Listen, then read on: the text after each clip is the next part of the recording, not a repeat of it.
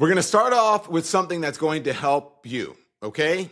So, support comes from ZBiotics, all right? Listen, I've got to tell you about this game-changing product. I use it before a night out. It's called pre-alcohol. I used it last night, as a matter of fact. And so here's the deal. When you drink, alcohol converts into a toxic byproduct in your gut. Now, it is the buildup of that stuff. It's not dehydration, as you've been told. Drink a lot of water. It's not really that. That's what leaves you feeling rough the next day. So ZBiotics pre-alcohol probiotic drink was invented by PhD scientists to break that byproduct down so that you wake up feeling fresh, super clean, okay? Super fresh. So I first tried it before a friend's birthday party. I drank it before my first glass of wine, and the next morning I felt great. And as I said, I tried it last night.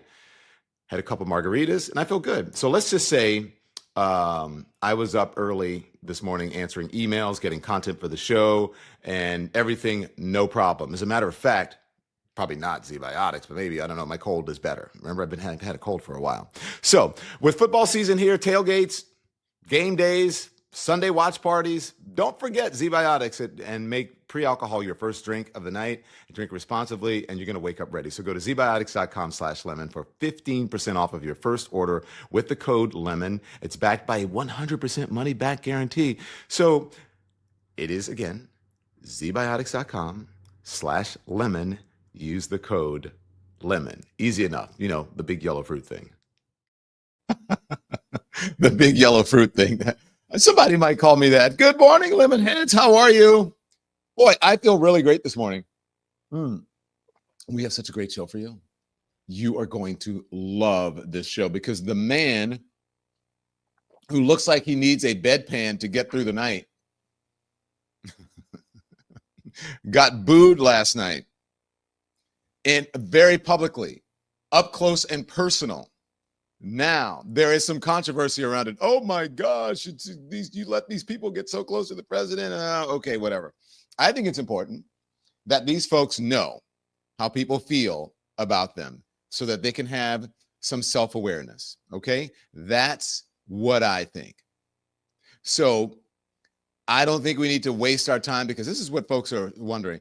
Oh my gosh, was it who booed? Was it more boos than cheers? There were more boos than cheers. People were not happy seeing Donald Trump, Pete Hegseth, and J.D. Vance eating out and about. And you know, Donald Trump he's tried to orchestrate all this. I'm going to show you the video, and then wait till you see the guest I have. The guest I have is someone who was there. The guest organized it. He tries to orchestrate it all. He tries to orchestrate public displays, the optics, but he got booed. He got booed twice. He showed up at the U.S.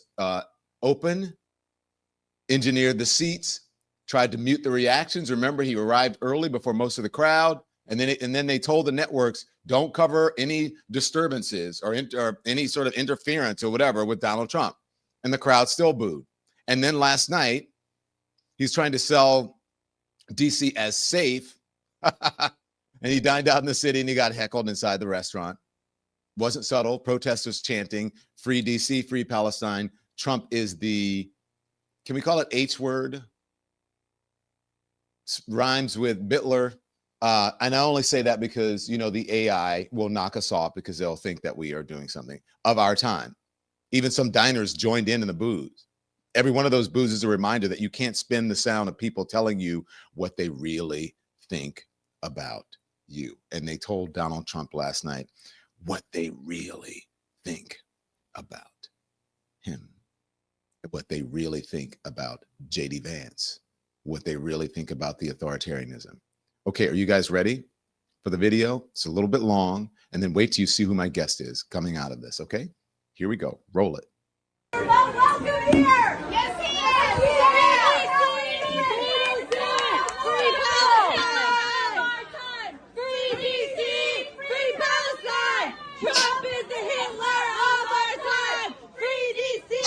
Free Palestine! Trump is the Hitler of our time! Free DC! Free Palestine! Trump is the Hitler of our time! Free DC! Free Palestine! Trump is the Hitler of our time! What do you want your legacy to be? Let's go, folks. Let me do it. Time to go. Free Palestine! Trump is the Hitler! Time to go. And he was welcomed here. He's terrorizing communities in Let's go. DC. Time to go. He's terrorizing communities Go. all Time to go. over the world. Marco Rubio. Didn't realize he was there. Let's go. Free DC! Free Palestine! Trump is the Hitler of our time! He is not welcome to DC! He's not welcome to Palestine! Palestine is not free DC! Free Palestine! Trump is the Hitler of our time! Your legacy is genocide! Your legacy is genocide! Your legacy is genocide! Every single one of you are complicit! Hitler has security too! Free DC! Free Palestine! Trump is the Hitler of our time! Free DC! Free Palestine! Trump is the Hitler of our time! Free DC! Free Palestine! Trump is the Hitler of our time! Free DC! Free Palestine! Trump is the Hitler of our time! Free DC! Free Palestine! Trump is the Hitler of our time! You know what that is? That is the First Amendment in action. Now, normally, I don't know if you guys remember, there was someone, I don't know if you remember, there was someone a couple years ago who confronted Tucker Carlson in a fishing store in Montana. And I said, I don't like it as a public, someone who is in public a lot. I don't like it. And I defended Tucker Carlson, whatever. We're in different times right now. We are in times now where it's an authoritarian takeover of the United States. We're living now in a fascistic society. Fascist. We have fascists who are running the country. And you know what? Those women had the balls to step up. It's always women who have the courage. You know that. So others, as you see, could be heard in the restaurant. By the way, the restaurant is Joe's Seafood. Is on 15th Street. Others could be heard booing and chanting, as you said, USA, as you heard, Code Pink, a feminist or activist group, claimed credit for the protest. Trump had dinner on Tuesday at the seafood restaurant near the White House, promoting his deployment of the National Guard and federalizing the police force in the nation's capital. Boy, they took control of that narrative, didn't they? I think at this moment, you need to do anything that you can to stop this. When you ask, what can you do? And I say you have to be willing to sacrifice something. These women were willing to sacrifice something. Eating dinner in public is a rare event for Trump, but Caroline Leavitt, the White House press secretary, confirmed that he, quote, and his team enjoyed crab, shrimp, and salad, steak, and dessert for dinner at a restaurant blocks away from the White House, joined by J.D. Vance, the vice president, Pete Hegseth, the defense secretary, Marco Rubio, the secretary of state, Stephen Miller, the deputy chief of staff, Caroline Leavitt, and others. One of those brave women joins us now. Olivia DiNucci. She is an activist with Code Pink, and she is their DC organizer. You did it. Good morning. Good morning. So how did you do this? How did you get in a restaurant and get this close? Yeah, so you're clear about Tucker Carlson and other people being out on the streets. I think it's very important to call out this regime, this administration, but it's important to be calling out public officials no matter where they are, whether they have influence with media, whether they have influence with political power, whether they have influence with corporations. The group of women I was with, I'm so honored to call them my friends. We've been out on the streets demanding an end of this genocide for over 2 years and have been disrupting, making it so that no business can go on as usual on our watch. Last night, I was called to say, hey, within an hour of the dinner, saying, hey, Trump's going to be eating at Joe's Seafood from a friend of a friend.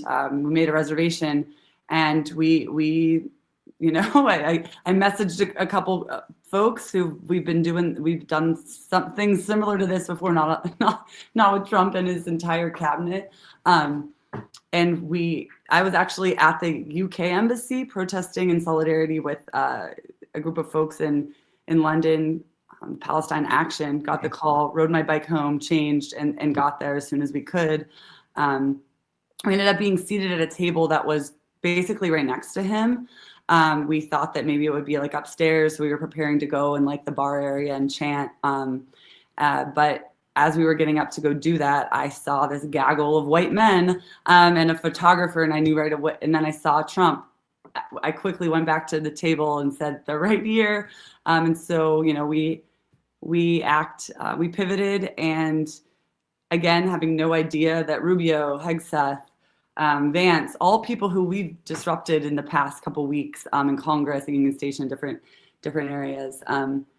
We had no clue we would get that close, and we had a chant that we wanted to say over and over again so that everyone could hear, and then we ended up having more time, so we were able to talk about a couple more issues than that. What was that like, being there? You know, I think what it's like right now in Washington, D.C. is the militarization of our communities is just absolutely devastating. Yesterday morning and last night, actually after this, in my neighborhood, seconds away from where I live, federal agents were surrounding people going home to work to their families. So what it was like in that moment to address this regime who is terrorizing communities here and abroad, but it's a legacy of the U.S. So I think the amount of rage, whatever we can scream, will never get through the amount of trauma that the U.S. has wreaked on communities all over the world, actively and historically. And that after something like this, even right now, I'm shaking a little bit because nothing we could have said would have been enough. And yet we had to say something. And so it was, you know, 4 women yelling at a group of, like, as you can see in this video, mostly all white men, to try to convey that, yes, not welcome in DC. This is not what safety is. Over militarization in DC and the continued presence of the U.S. military all over the world and the act of genocide that they're supporting. I have no idea what it feels like to be living in Gaza right now. I don't know what it feels like to have warships go off day in and day out in places like Guam and Puerto Rico. But what I do know is that, like, we are in DC, the heart of the belly of the beast, and these people live around us. These war criminals dine in places so close to us. So when we do know where they are, the least we can do is be in those spaces and be yelling at them. Were you scared, Olivia? Me, myself, no. I'm a white woman of, you know, I have a roof over my head. I know where my next meal is coming from. I have a U.S. passport. English is my first language. I'm able-bodied. I mean, the list goes on and on. The women around me, all were women of color, all are from families and lineages of places where the U.S. has destabilized. Iran, Syria, and Iraq. They want us to be scared, and they want us to fear each other. And this moment actually is making us stand up even more for people we don't know. We are seeing neighbors be out of their houses come together to protect their immigrant and their Black and brown neighbors, because those are the communities that are being more policed. We went into this, knowing that there's more of a crackdown. You know, they're trying to come out everything at any time. He could have said right then and there, executive order, arrest every person who comes out against me. But we went in knowing that could have been the case. We could have been arrested for this, but that wasn't going to stop us. And that hasn't stopped so many people. I mean, look at what's going on in other parts of the world right now. People are uprising in ways that are totally meeting the moment. We need to come together in the U.S. and Washington, D.C. to actively be resisting this regime and also acknowledge that the issues that are happening right now are not just because of Trump. They are from a legacy of genocide that was under Biden. They are from a deportation machine that happened, years ago under other Democratic leadership as well as Republican. So we are really wanting to address the systemic issues and also address the fact that, like, what is who is our enemy right now, and it is this administration, but it comes after a legacy of a U.S. empire that started in this country on the genocide of indigenous people. That's okay. You're a very popular woman. I can hear So it. sorry. I'm sorry. I No, thought I was don't do silent. not apologize. Look, this is this is streaming. It's real. You don't have to pretend or be fake. And I'm just going to tell you that I'm so glad you said what you said, because it's not partisan for you. It's not partisan for Code Pink. I've noticed you stand up for the right. You stand up for the things that you believe are right, regardless of if it's a Democratic politician or a Republican politician or whatever it is. And it is important for people to do that in this moment. Where did you, because I want you to be able to help the folks who are out there. Many feel like they don't have an agency right now, right? That their rights are being taken away, and what can they do to stand up for their country? They just feel helpless. Where do you summon this courage from, Olivia? I mean, I am in awe of the movements who came before us. I mean, so many people have resisted and have been resilient out of necessity. I have a choice to be able to stand up. I have all the comforts in the world that I don't need to think that these issues pertain to me. And yet I look to leaders, I look to movements, many of which are rooted in the global South. I mean, right now we're seeing this happening all over the world, but again, historically is something that I get that inspiration of the fact that people never gave up. They never gave up by choice. They never gave up by necessity. And right now, I think some of there are leaders that we can point to, but we can also just point to the various people in our neighborhoods, in our schools, in our workplaces, in our social circles. There are parents coming together to, surround schools to make sure that ICE doesn't come to their schools. There are restaurant workers who are organizing to protect the very same people who put that food on the table for this regime. I really think the power of food right now, whether it's farmers, whether it is restaurant workers, dishwashers, who make it so that people can go out to eat, the very same people they're trying to push out of their communities. So I get my courage from the people who are closest to the injustice, who aren't able to stand up and scream, aren't able, not even to do that, but people are afraid right now to leave their house to go to work, to take their kids to school. So I find my inspiration, courage from those people who would love to speak out, would have loved to not even in the first place have to leave their country. And also like the fact that we are going to be repressed from standing up. But people in the DC jail right now, the majority of those folks are Black and brown and from poor and low income places, because they have not, their communities have been neglected. As much as we're going to be screaming and shouting against what we know we're fighting for or fighting against, we also have to be doing the work and be taking the lead from people who are reminding us what we're fighting for. Safety is healthcare, is housing, is access to clean food and water. And until the material needs are met for folks in this country and folks around the world, we have to keep resisting. We have to keep fighting. And fighting doesn't look like just not everyone's going to have this opportunity to do what we did last night, or, just 2 nights ago, I also was in a restaurant with a minority whip, also talking about these intersections. In Washington, D.C., we're just flooded with the war criminals. But in small towns, get to know your neighbors, get to know who is really hurting in these times. And if you have access to resources, making sure that we are sharing them through concepts more like mutual aid versus charity, which takes out, we're not just gonna, donate our way out of this. But if you have resources, and resources can include money, but they also can include time. They can include creating safe houses or providing, your translation or other things like that. We all have a role to play. But for those people who have been already playing a role or have certain privileges that allow for them not to be targeted by the police or racially profiled, it's especially important right now. And if you don't know where to find it, yes, I organize with Code Pink. I also organize with other local groups here in Washington, D.C., who have been doing abolition work for a really long time, have been doing migrant justice work for a long time, have been doing Palestinian liberation work for a long time.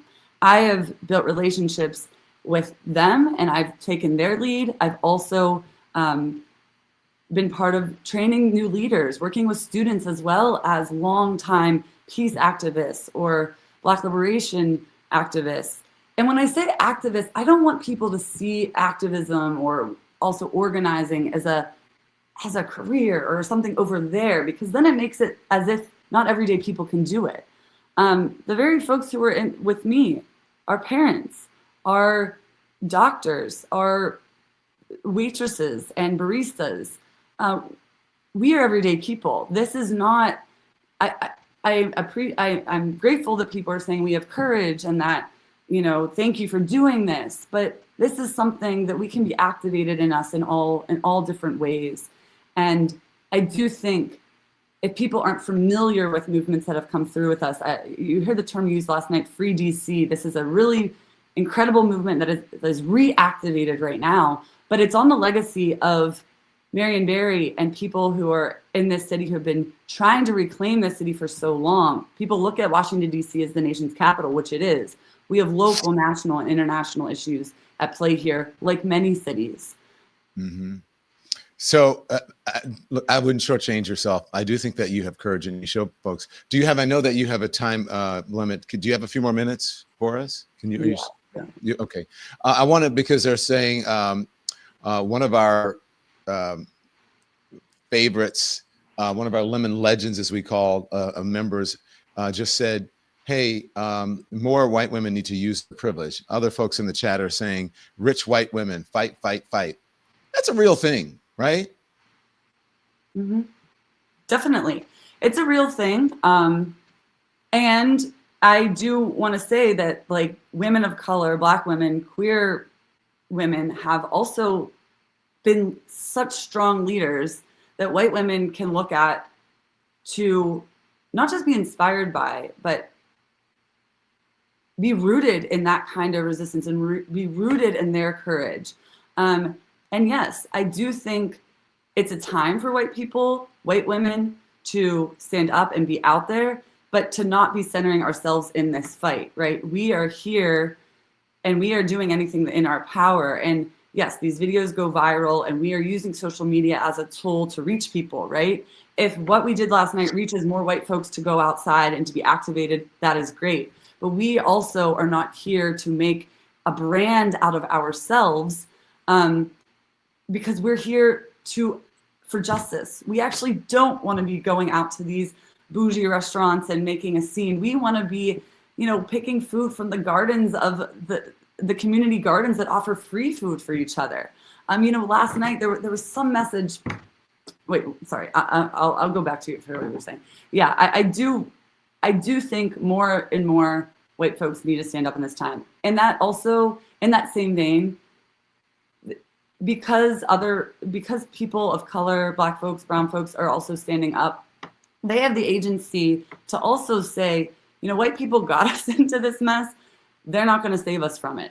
And so we all have agency. We all are going to show up in ways that we feel that is the need. But I do think that we are not, like the Supreme Court ruling yesterday that now says that racial profiling can just happen from LA and that's going to ripple. We need to take that seriously, and we need to take our role in seriously. So yes, this is a call out for every person who is comfortable, who right now is activated under Trump. I'm not going to sit here and say, where were you under Biden? Because we have had tons of issues under there. I'm not going to say that. I'm just going to say, how do we move forward in this moment? And that is also to see that these issues do not start or end with Trump, and these issues do not just affect our communities. We are part of an international struggle, and to see those links when we are activating. Can I want to play something for you to get you to react to it. Before he went in, I'm not sure if this is part of Code Pink or just some other folks who are out there. Donald Trump was asked by someone in the crowd about the Epstein files. Here it is. Thank you. Enjoy it. You signed the Epstein birthday letter. It's not my signature, and it's not the way I speak. And anybody that's covered me for a long time, no, that's not my language. It's nonsense. And frankly, you're wasting your time. All you do is trying to get off the great success of DC and about 200 other things we've done that are so successful. What do you think? So I don't have anything to comment maybe specifically on this, but I think this is part of a larger issue that we have, especially with the media. And the mainstream media, we have been in Palestine spaces begging and pleading, and then with people to cover the genocide with truth. And when things, and when distractions come, when these trendy things come through, like we get compassion fatigue, or like we go from one big thing to the next. And what's going on with the Epstein files? Yes, they should be released, and we should not use the Epstein files as a distraction. They want us to be distracted, right? Yeah. It goes from one thing to the other, to the next thing, to the other. And when we are making the links, I will often say there's the imperial boomerang, what we do abroad comes here at home, not to detract on like one specific thing that's going on in Venezuela when the boat was just bombed a couple days ago, or the ongoing genocide of Palestine, and then what's going on in Washington, D.C. That's not to make people like so confused. And then on top of this, like the climate crisis, because all of these things are connected. That's not to confuse people or further distract. It's to show the linkages and to show that like when the mainstream media focuses on one thing so hard and they're not bringing the broader picture, that I actually, as much as I want everyday people to be standing up in these moments, anyone with a platform, anyone who is tied to like, whether it's like a large social media following, but more so these larger liberal media outlets, we have lost trust that they are going to cover issues with truth and proper journalism, because the way in which they have manufactured consent of so many of these systemic injustices, including this genocide. So I actually haven't been focusing on the Epstein files because so many people are, and I do see it as it's not surprising that there is so much, so many lies and so many people connected to it. But I just think that Trump, his entire regime, they want to make profit. They want to make themselves out like they have egos. They have all of these things. But I do think this bipartisan effort around releasing the Epstein files, I wish there was a bipartisan effort for some of these things that are actively really, really distracting so many communities right now. Well, I commend you for what you're doing, and thank you for being brave. I know you said that you don't think that you are, any braver than anyone else, but I do believe that you are. And I have to say thank you for respecting independent media, because we're out here away from the corporate media and the mainstream media, telling the truth without corporate influence. And so tell the folks, nod your head. They need to support independent media, right? Independent journalists. Totally. And that's another thing that I want to say is like the press is so important in this. And I think what we learned from what was going on in Gaza, where everyone became a journalist, right? Everyone started filming everything. I'm seeing that now. We are constantly filming ICE and the police and each other when we're doing these types of like actions and things. And we need independent media like you and the other ones that are popping up to help amplify that. And also just protecting each other, because they're going to go after the artists. They already are. They're going after journalists. Yeah. They already are. And I am so grateful for the artists in our community. My house is covered with a lot of art that's conveying these messages, and with true truth tellers. And we need to hold ourselves accountable to continue that. Yeah. Olivia Danucci, thank you. Am I pronouncing it correctly? Yes. Thank you. Be in touch and be well. Stay safe, okay? Thank you. We appreciate it. Thank you. Well, there you go. And so when you guys ask, what can we do? How do we fight back? What? That's one way.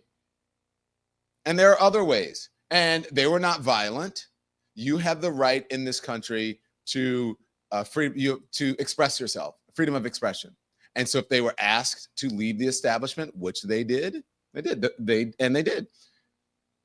You can use your voice. And a lot of people are using their voices to boo this administration.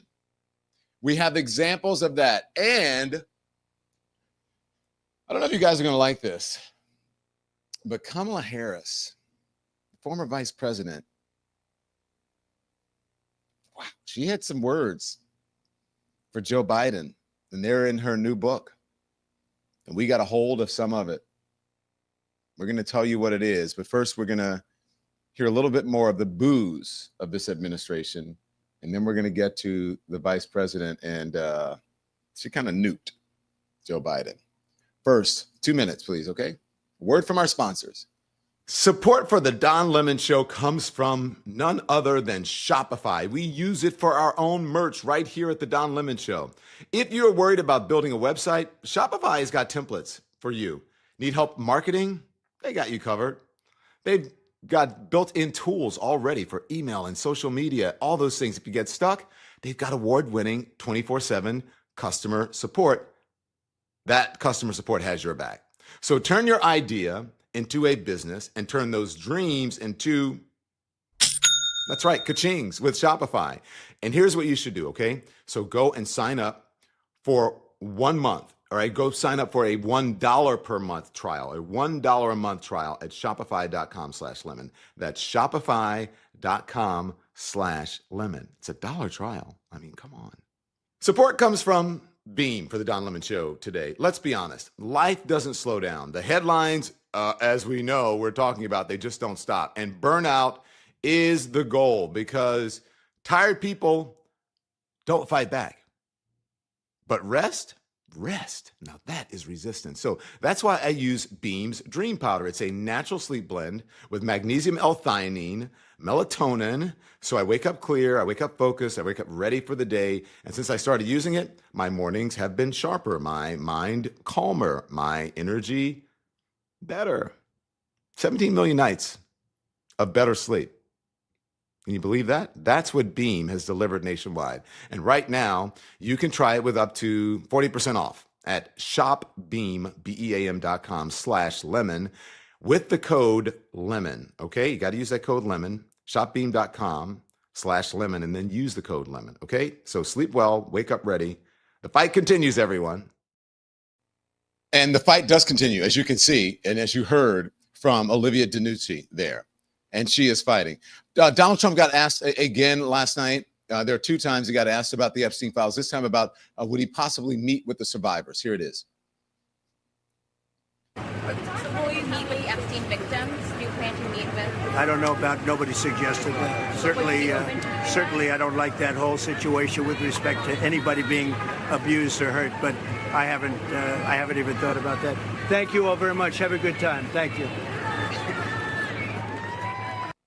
He is so full of shit, because if he really cared about it and he really wanted justice for the survivors, victims, survivors, you know what he would do? He would release the fucking Epstein files. That's what he would do. He would not instruct or have the Justice Department instruct, reportedly, agents to redact his name from the files. It's not that hard. This man, if Donald Trump is opening his mouth, he is lying. I don't understand why the media just doesn't call him out. The man is a liar. All he does is lies. And he's standing there. And oh my God, don't get me going on RFK. I got to tell you about my experience yesterday trying to get a flu shot and a COVID shot. This is a man who hired RFK, and RFK is talking about, oh, people are fat in the country. I mean, he should be turning to Donald Trump saying, lose some fucking weight, fat ass. You're part of the problem. But I digress here. I'll tell you. So I went to pick up a prescription yesterday.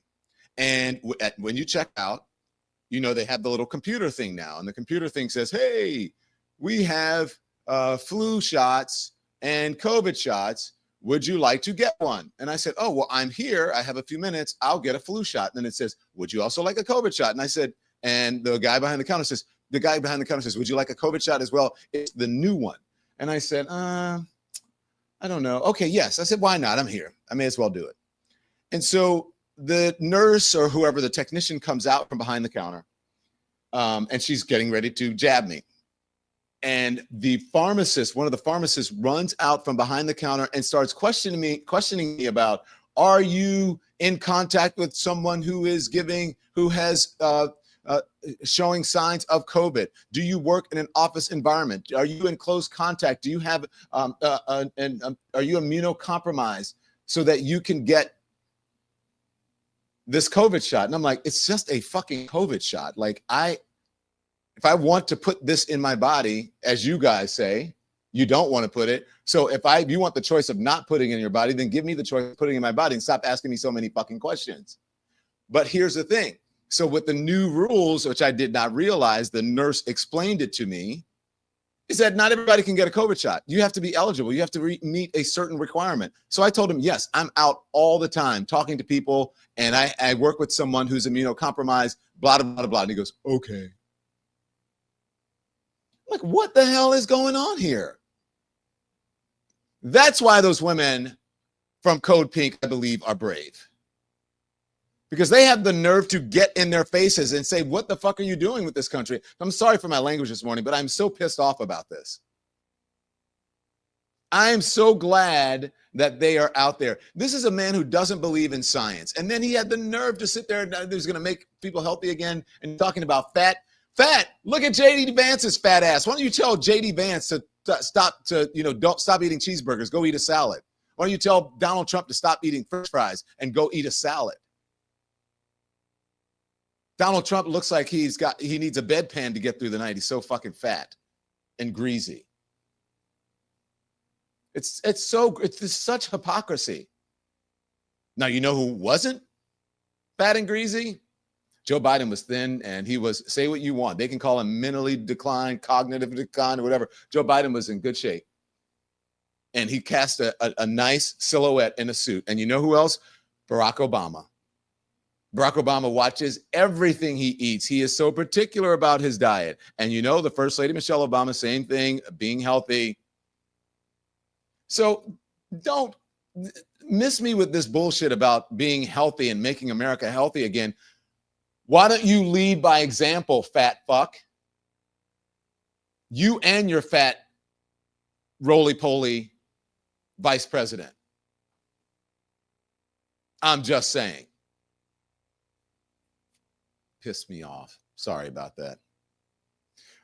You want to hear what Kamala Harris had to say about her president? Some of y'all might get mad. Yeah, I have had it.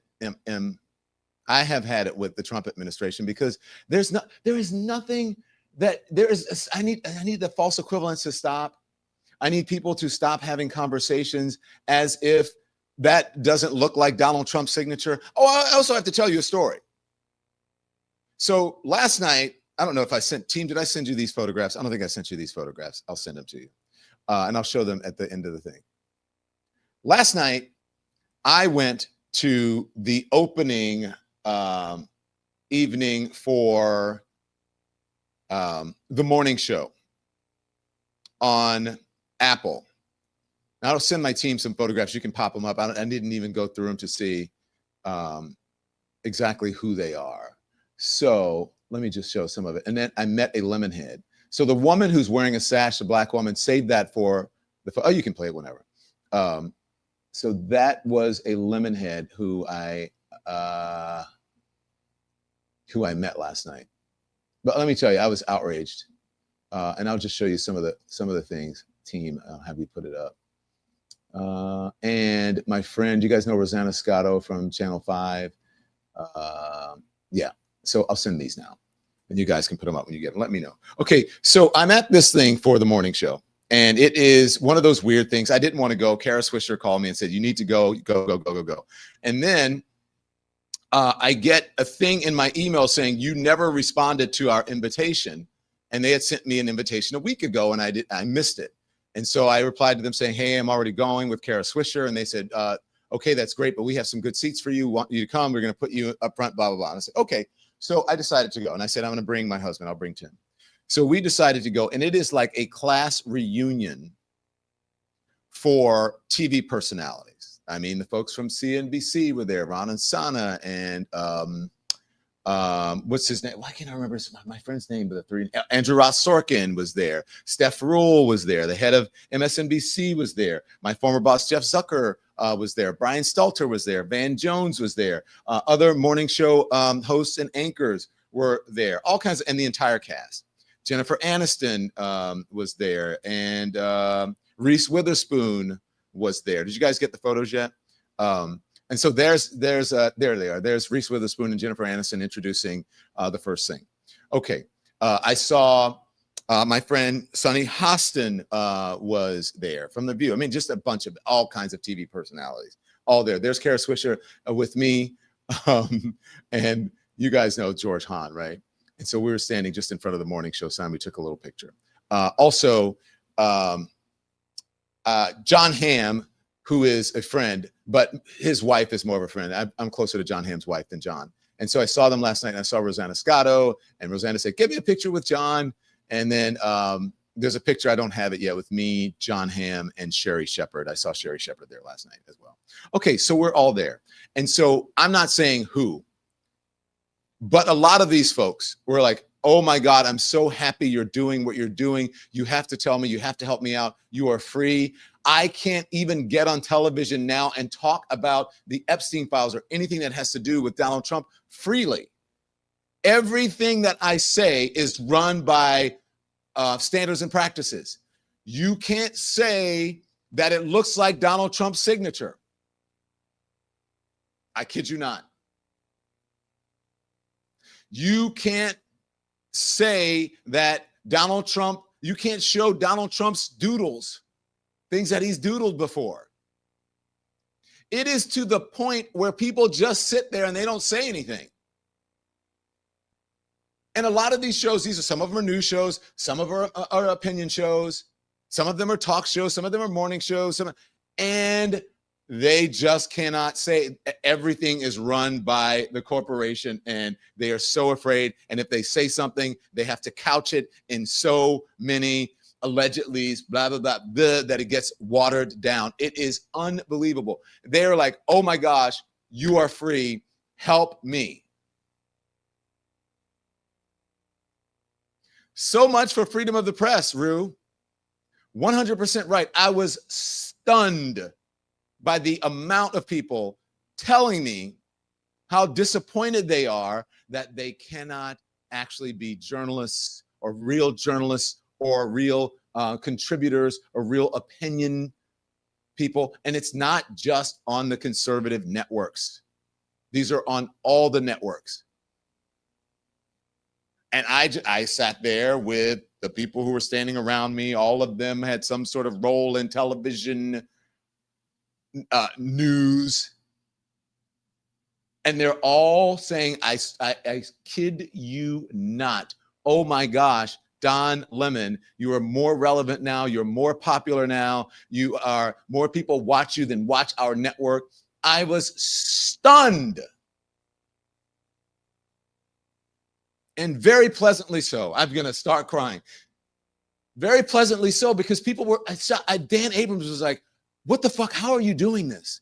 You're killing it." I just sat there, stood there and listened to people. I was like, "Oh my God." They said, "CNN fired you at the right time. That was a blessing in disguise. We can't say shit anymore. We can't report the real news anymore." Because they're worried they're going to get fired, and they're worried that they're going to get sued. And because their bosses are like, "Don't say this, don't say that. We can't do this. If anybody brings up January 6th, do not book them again as a guest. I swear. I'm not lying. If you don't believe me, ask Tim in the comments." I'm like, "What are you talking about? January 6th was horrific. It was an insurrection. They tried to overthrow a free and fair election, which is basically overthrowing the government. And you don't want to book guests that may mention January 6th? We are fucked up right now."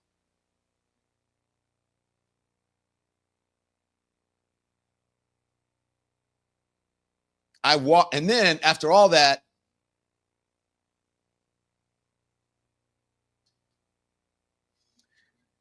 I said, let's go, Tim. And we left.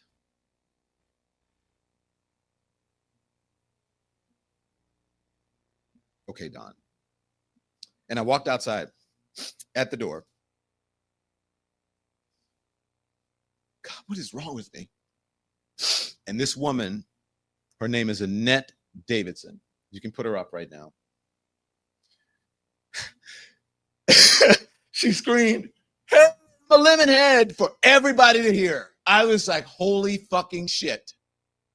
And she said, I want a picture. I said, I want a picture with you as well. And she said, I watch every single day. I said, do you watch in the morning? I'll put the picture up, or in the evening. She goes, I watch all of it.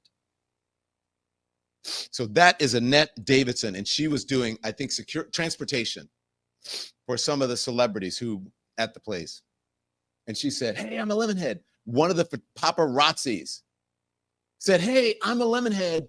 I saw you in Philadelphia. I'm from Philadelphia. I was there. I was like, what is going on? So we may be now moving into 1 million, 800 and some thousand, 50,000, wherever we are, 820,000, whatever it is, subscribers. But this channel is going to grow. I mark my words. Because we are not afraid, and people need a community more than they need someone just yelling at them on a television or not really reporting. What is that? There's no payoff in it for anyone. If you're watching, you're like, why am I watching this bullshit? It's the same fucking thing over and over and over. It's the same formula. And my friend Scott Galloway said something the other day on the Pivot podcast that was, he talked about what is happening with the news media. His words, he said, why do you need all of these people, ABC, NBC, CBS, CNN, Fox, or whatever, they're all doing the exact same thing with just different pretty faces. And I was like, okay, that's interesting. And then he talked about the dynamics and and selling the product and the advertising and how they're cutting the cord. And I was, you should, I'm going to get it and we're going to play it for you. But I digress. Let me get a break in and then we're going to come back and talk about the vice president and Joe Biden. 2 minutes, a word from our sponsors. Support for the Don Lemon Show comes from the Wild Alaskan Company. Now, I used to second guess every piece of seafood I bought. I'm from the South, from Louisiana, lots of seafood. And I would second guess it, they say, this one is a bottom feeder. This is this. So not anymore, though. With the Wild Alaskan Company, I get wild caught, never farmed seafood delivered straight to my door. It's frozen right off the boat, locking in that flavor and the omega-3s, right, that you need for good health with zero antibiotics or additives. My favorite, it's the wild sockeye salmon. All of it is really good, but that's just my favorite. It grills perfectly every single time, and it is sustainable. So every box supports healthy oceans and responsible fishing communities. I want you to go try it because it's risk-free. If you're not happy at all, right, they're going to refund you. No questions asked. And you get $35 off of your first box at wildalaskan.com/lemon. That's wildalaskan.com/lemon. You should check out the comments on the shows because people talk about how much they love Wild Alaskan in the comments, okay? Support comes from MSI Reproductive Choices. I have to have a serious conversation with you right now because it's important. This is important for women, equality, and being in charge of their own bodies, having body autonomy. The Trump administration is destroying $10 million worth of contraception paid for by us, the taxpayers, while 257 million women worldwide still cannot access it. MSI is out there changing that. Just $6.50 provides contraception for a woman for a full year, $65, okay? That helps 10 women take control of their lives. Staying in school, working, raising healthier families. So, Lemonheads, please give today. Text LEMON to 511-511 or go to msiunitedstates.org. That's msiunitedstates.org. M is in modern, S is in safe, I is for informed, msiunitedstates.org. This is how you can fight back. It is a good cause. Thanks to all of our sponsors. Amen. Thanks to all of our sponsors. And look, I see some of you in the comments. Someone said, I still love, yes, I love Lawrence too. I love Rachel. There are people I love. Aaron Burnett. I love Aaron Burnett. I love Steph Rule. I think that they do a great job. And I'm not shading, especially people are like, oh, you shaded CNN. No, I'm not. I didn't mention them, did not point them or pick them out or single them out at all. I'm just saying, I'm telling you what is happening out there, what people are saying. That's all. I'm just telling you the truth. I'm telling you my experience. And they're like, and they also said, I love that you put it all out there. Even the confrontation you have with that man on the street. I'm like, yeah, there's no shame in my game. That's why I'm out there. I have the same rules for myself that I have it with everybody else. I am fully transparent. And I think in this environment, you must be that.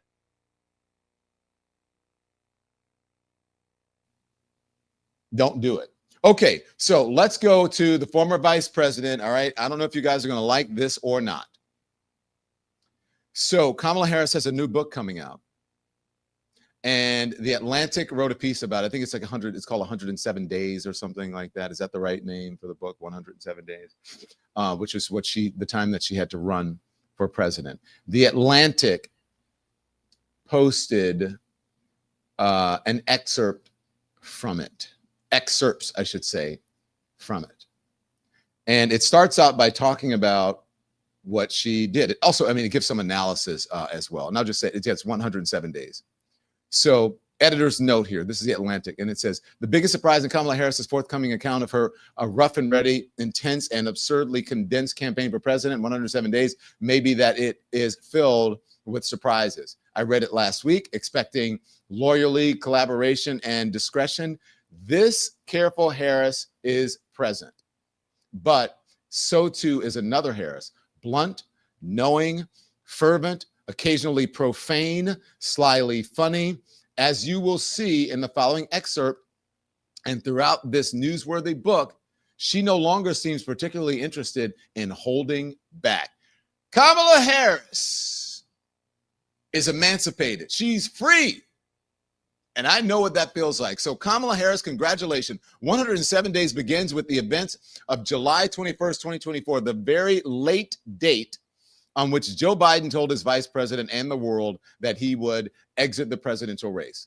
The chapter below details the events of July 24th, as well as some of Harris' cute observations about the absurdity and the unprecedented nature of that political movement. 107 Days will be released by Simon & Schuster on September 23rd. And Jeffrey Goldberg. Remember, this is Jeffrey Goldberg of Signal fame. Remember Signalgate?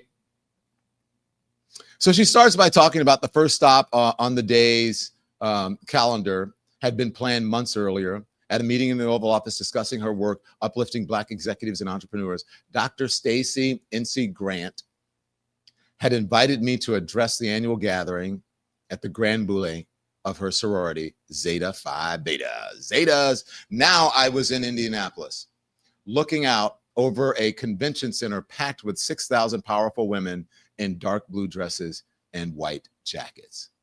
I'm a member of a sorority, Alpha Kappa Alpha, AKA she is, the first Black women's Greek letter organization founded at Howard University in 1908. But these women are my sisters too. We're all part of the Divine Nine, the Greek organizations founded when segregation was law in the South and standard practice. So she goes on to talk about that. I mean, it's a very colorful, well-written book. Now, some of the excerpts from the book. Are they in my notes? No, I do not have the excerpts from the book. Hang on. So some of the excerpts from the book. So this is a quote. When she talked about Kamala Harris believed that the administration set her up for failure. That's what she's saying in this book. She's also saying that she believes that they thought that she would overshadow Joe Biden. So they minimized her. So basically what she's saying, and if you have ever been, this happens to women all the time. And so I would have every editorial meeting when I was at CNN, I would ask the women, and well, my team was mostly women. I would say, did you guys say everything you had to say? Because, you know, guys like come in and they say the same thing that the women said 15 minutes before, except they do like this and people buy it or whatever. So I would always say, did you guys say whatever you had to say, we wanted to say or whatever? Okay, great. Let's go make some TV. So she believed that they tried to dim her star to brighten Joe Biden's star. Worse, she said, I often learned that the president's staff was adding fuel to negative narratives that sprang up around me, meaning in the media. One narrative that took stubborn hold was that I had a chaotic office and unusually high staff turnover during my first year. Kamala Harris, don't I know about the calls coming from inside the house of people spreading lies about you because they want a predicate to be able to dim your star and brighten somebody else's, or just to get rid of you? I believe 100%. And not she didn't have to write this. We knew this. We knew, the streets were talking, that Kamala Harris was frustrated with the Biden administration because they were basically trying to hide her. They didn't even, if she went to an event, a state dinner, or any of those things, in the book, it says they didn't even want her to talk. She said, and her chief of staff would say, what, is she going to stand there like a potted plant? She's not going to do that. And they would say, okay, we'll give her a minute or two to introduce whatever. Who does that? Now the streets are also talking. They say the Biden administration, the Obama administration did the very same thing, or tried to, with Joe Biden. That's the word on the streets. I don't know. I wasn't there. But this Kamala Harris thing, I completely relate to it. And I believe it 150%. Because people would talk about it when she was in office. So regardless of how you feel about Joe Biden, Kamala Harris is telling the truth here. Now she's talking about what leading up to her taking over. She says Joe was already polling badly on the age issue, with roughly 75% of voters saying he was too old to be an effective president. Then he started taking on water for his perceived blank check to Benjamin Netanyahu in Gaza. When polls indicated that I was getting more popular, the people around him didn't like the contrast that was emerging. So what do? Either you plant the rumors, you plant the stories to the media, or you don't knock them down. You don't support the person who's being written about. And I believe that is what happened with Kamala Harris, 150%.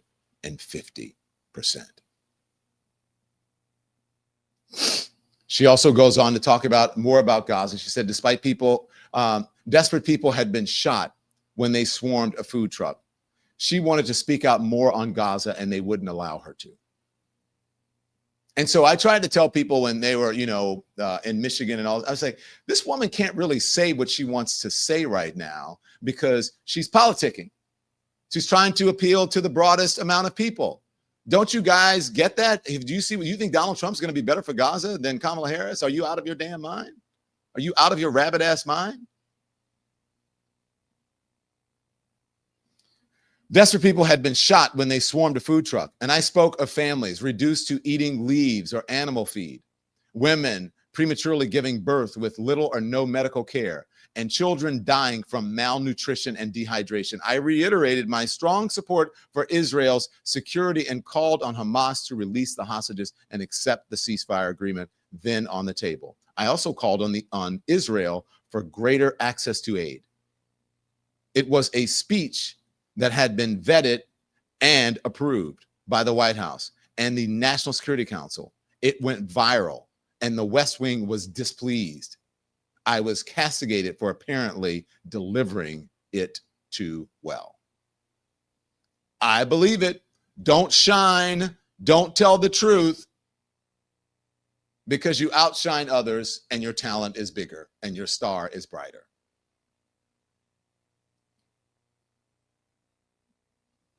Now, y'all know I don't lie about anything. If there's one thing I hate a liar. I have all kinds of flaws, but lying is not one of them. Their thinking, in another excerpt, was zero sum. If she's shining, he's dimmed. Boy, I've been there. Oh my gosh. You're outshining all the other people. What's up? What are you going to do? We want the conservative person to be the bigger person, not him. Don't get me fucked up around here, because I'll tell y'all all everything. I'll tell all my business and everybody else's. None of them grasp that if I did well, he did well, which is the truth. A rising tide lifts all boats. People don't understand that because they're jealous. That, given the concerns about his age, my visible success as his vice president was vital. It would serve as a testament to his judgment in choosing me and reassurance that if something happened, the country was in good hands. My success was important for him. His team didn't get it. Speak your truth, Kamala Harris. Speak your truth. Now, there is another excerpt. I think this is it. There's another excerpt about her saying, where is that excerpt? About her saying that she thought Joe Biden had slowed down, but he was never not in control of the government. Do we have that one? Do we have that excerpt? Anybody? Bueller? We'll just have to search the piece for it. Okay. Okay. Shit, I called for that. I wanted that one specifically. I said that. This is the one she said, hang on, I'll find it in the piece. What did she say?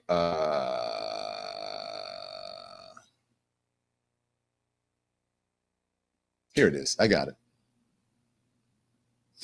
Many people want to spin up a narrative of some big conspiracy at the White House to hide Joe Biden's infirmity.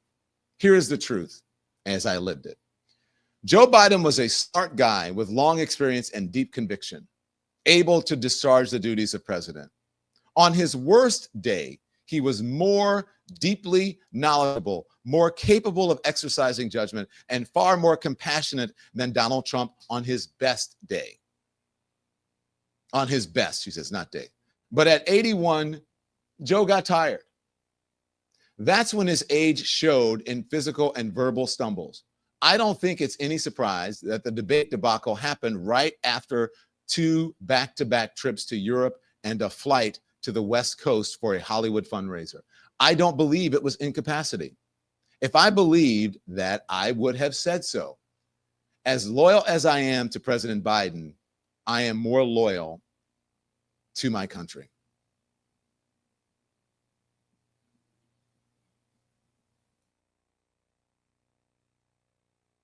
She said it right there.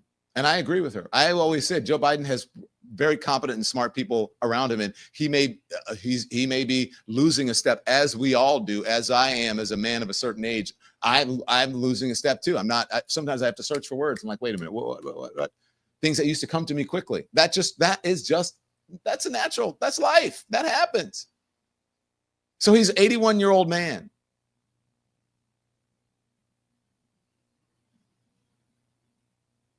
But I'm sure some of the conspiracy theorists are going to say, Joe, she is throwing Joe Biden under the bus.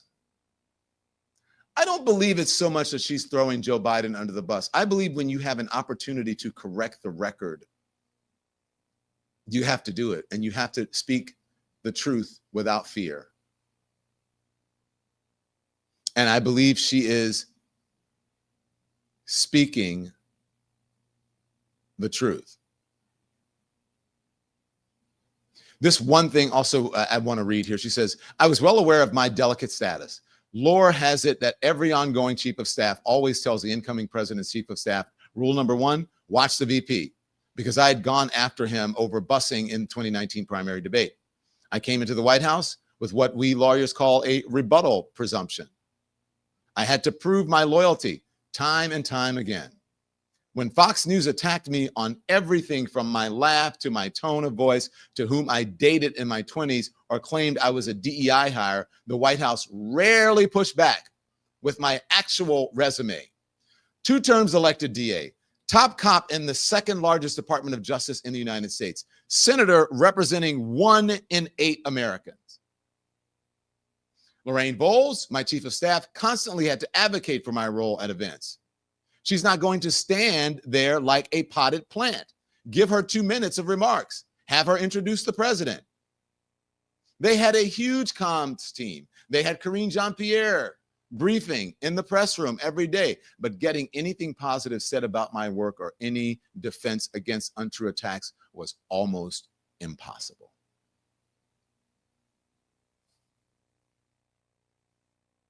All right, Kamala Harris. I like you. I always liked you. I like you even more now. Come on now, Kamala Harris. Talk your shit. Tell the truth and shame the devil. Because what does it matter right now? The country is going off of a cliff. And so I know that you guys, I know from just history, you guys love Joe Biden. You know, you loved him. I get it. But there are things that you just don't know. And people, when I have to make decisions in business and all these things, and I have to make decisions in my life, and I tell people all the time, you don't know everything. You don't know all the facts. You don't know what's happening behind the scenes. You have no idea.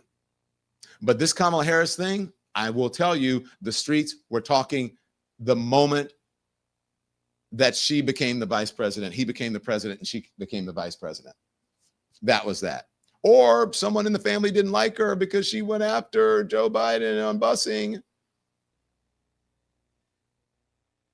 So can you imagine just sort of how, what that causes people to do when you have those forces coming against you and it's sort of whipsaw thing about what, and you know that you have a nice, fulsome resume, but yet others are trying to undercut and undermine you.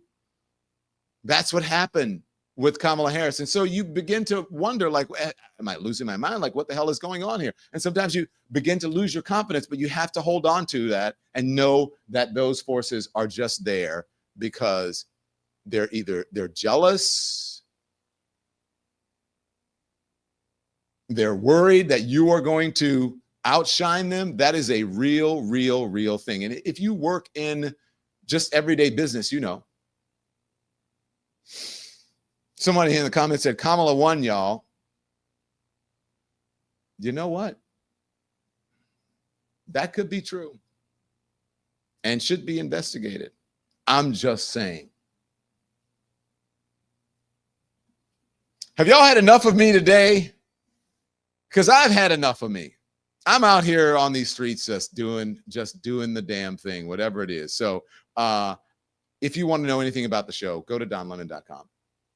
There's donlemon.com if you want to know about our YouTube show, which I suggest. You can watch us on any platform. I appreciate it. I went to the dentist yesterday. The guy says, I watch you on Instagram. I think I told you the story. I said, you should watch on Instagram if you must, but you should also go to the Don Lemon Show on YouTube and become a subscriber. It's free. Also become a member because we depend on these independent streets, on your generosity and on you supporting us. So support independent media. I mean, look, our highest tier of membership is not what some people pay for coffee in a month. Some people pay for coffee in a week. Keep it coming, Don. Someone says, thank you. So if you want to know, there's a join button there. There's also a subscribe button. Also, our store is there. Our community page is there where we give alerts and stuff. And we've got all kinds of stuff. Can we show Andy, have you shown any of my merch cam or anything like that? Yeah, when we came back from the first break, I showed them. You did? Oh, wow. Did. Okay. So show our merch cam. This is our merch cam. I set up my little merch cam in the window back there. And then, I've got my little reaction cam on the other side over here. Hi, guys. Okay. So, and then if you want to, you can just go on to donlemon.com and you can click on merch and you get right to the merch store. Okay, Andy, thank you for doing that. So guys, I'm going to see you back here at 5 p.m. Eastern time. It is a drizzly gray day in New York City right now. And I got to do an interview. So someone asked me a question. I just want to make sure that, Don, can you...